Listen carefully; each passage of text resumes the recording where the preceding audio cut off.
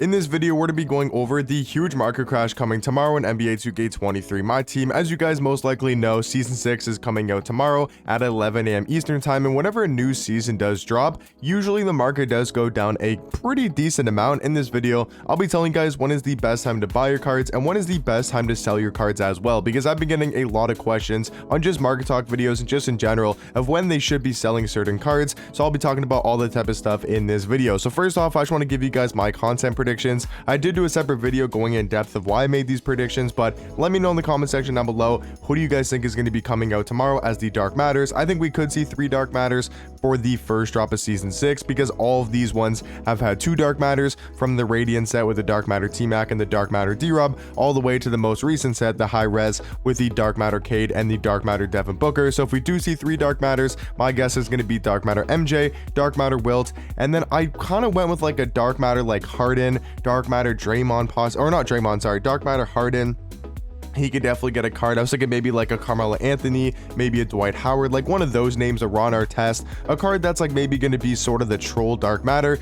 But if we only get 2, then I do think it's going to be MJ and Will. So let me know your guys' content predictions of who you guys think is going to be the Dark Matters tomorrow. So yeah, new season coming out. I do think the market is going to go down a fair bit, at least for the Dark Matters and the top tier cards in the game, because right now the market is already super low for like the lower tier cards. If you look at a card like Luke Walton, he's down to 10,000 MT. So for these cards, like he's actually lower, he's about 9,000 MT. So for these budget type of cards, they're already super low. They're not going to go down in price, they're actually going to go up in price, and I'll talk about that here in a second.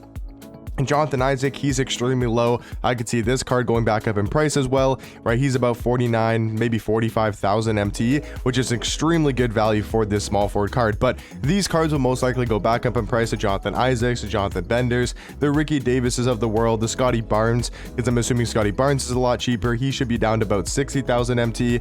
At least the last time I checked, yeah, 75, or actually he might be going up. He might already be going back up a little bit, because I did see him as low as 65,000 MT. No, he's still 50k. Wow, okay, this might be a little bit of a snipe, but yeah, 50,000 MT for Scotty Barnes. So cards like this should go back up in price, and I'll talk about that more here in a second of when they will go back up in price, and if you guys have them, when you want to be selling. But the top tier cards in the game, the cards like the Jimmy Butler, the Dark Matters, basically the Bill Russell, right? These cards I think will drop in price a decent amount with a new season coming out, depending on how good the content drop is tomorrow with the Dark Matter. So if we get an MJ and a Wilt, and they're 2 of the best cards in the game, then yeah, all of these Dark Matters will most likely go down a tad bit in price, especially cards like Kobe. If we get an MJ that can only play shooting guard, or actually MJ would probably be able to play point guard, so the point guards in the game, the Jimmy Butlers, the Cades, the Bookers, will go down. If we get a really good shooting guard, I'm not sure who we would get at the 2, but if we get a really good shooting guard, maybe Kobe goes down in price, because Kobe's so expensive. Like, he's 700,000 MT, and there's still over 2 hours left. I mean, Kristaps, he's still really expensive, so I hope we get a really good big man to drop the prices of some of these bigs, to drop the prices of the Tacos, the Kristapses, you know, the D-Robs. I mean, Tacos are already pretty cheap though. I will say, I've been seeing Tacos end for like 150k. Even a little bit lower. Like, Taco's really low. I did not think he would go this low. I got mine for 250k, and I still think he will go back up in price. But if you guys maybe want to invest in a Taco, or just buy him now and then just use him into Season 6, I think he's going to go back up in price to at least 250k, 200,000 plus, because he's still going to be one of the best, if not the best, power forwards in the game. Even if we get a Wilt Chamberlain, or we get maybe a Dwight Howard, until we get like a Dark Matter or Galaxy Taco, or we get like a Dark Matter Yao that can maybe play the power forward position, I mean, he's just going to be still one of the best power forwards in the game. So if you guys maybe want to invest kind of into a Taco, it could be a decent idea if you can get him for under 150k. I think that should be a pretty good price point, maybe even a little bit lower. He might be a little bit more, maybe a little bit less than that 150. But yeah, overall guys, right now I think it's not a bad time to buy cards if we're talking about, you know, the lower cheaper cards, budget cards in the game. Cards like Jonathan Bender, I mean, he's all the way down to what, 40,000 MT now?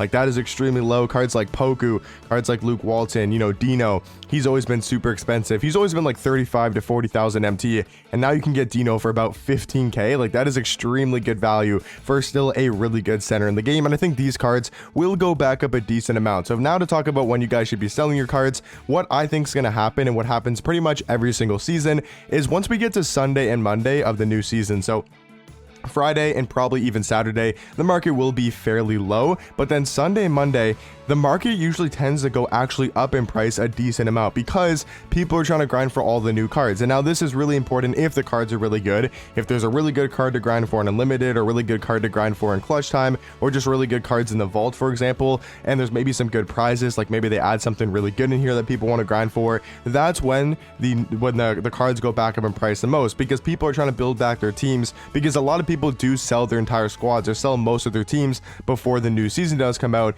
And then when the new season drops, they kind of wait till Sunday, maybe they get off work on Friday and they just kind of chill, and then Saturday, Sunday, they look to buy back their team, for example, right? And that's usually what happens, is that people wait too long to try to buy back their team. So if you guys sold your squad and you're looking to buy them back, either right now is a good time to buy, or you can maybe risk it a little bit, see if the cards go down even more on Friday, especially for the Dark Matter. So you can wait till Friday around like 2 to 5 p.m. Eastern time is usually the best time to buy like the top tier cards. So for me personally, that's when I'm gonna be buying back most of my cards. Maybe I might buy like a Scotty Barnes right now if he's only about 50,000 MT, but I'll be buying some really good cards on Friday at about like 2 to 3 p.m. Eastern time, as I feel like that's gonna be the best time to buy cards. And then if you want to sell, like I said, I would just hold on to these cards until Sunday or Monday, and then even throughout next week, I mean Monday, Tuesday, Wednesday, unless we get really good Tuesday packs, they might do something cool Tuesday. I guess we'll have to see how the new season's going to shape out and look. Maybe there's 2-week events coming back. Maybe there's equal chance pack odds on Tuesday like they did last year in season 6. They gave us those. I think it was called Takeoff was season 6, and then Swish was season 7 for the Tuesday pack. So maybe they do something like that, so that's really cool. But overall, the market will most likely go back up on Sunday, Monday, and then throughout next week. So if you guys have some cards you want to hold on to, because I've been getting a lot of questions of when you guys should be selling your cards, that's personally what I would do to wait for. I mean, I'll probably end up selling Taco if he goes back up to like 250, 300,000 MT. I might go ahead and sell him, because that'll be a pretty good investment and I get to use him for a good amount of time. So if you guys want to invest in a Taco, or just hold on to him, or hold on to a lot of your budget cards, like I wouldn't sell Luke Walton right now. I wouldn't sell Jonathan Isaac. I wouldn't sell Scotty Barnes. Just wait till the new season on Sunday, Monday, and I can guarantee you Scotty Barnes won't be 50,000 MT when it comes around to Sunday or Monday, unless we get something absolutely crazy in the Friday drop, or maybe something crazy with the new reward cards. But yeah, let me know in the comment section down below, what do you guys think about the market, and what cards you guys are maybe trying to plan on buy, and what cards you guys are trying to plan on selling as well. Let me know that type of stuff in the comment section down below, and I'll catch you guys in the next one. Peace.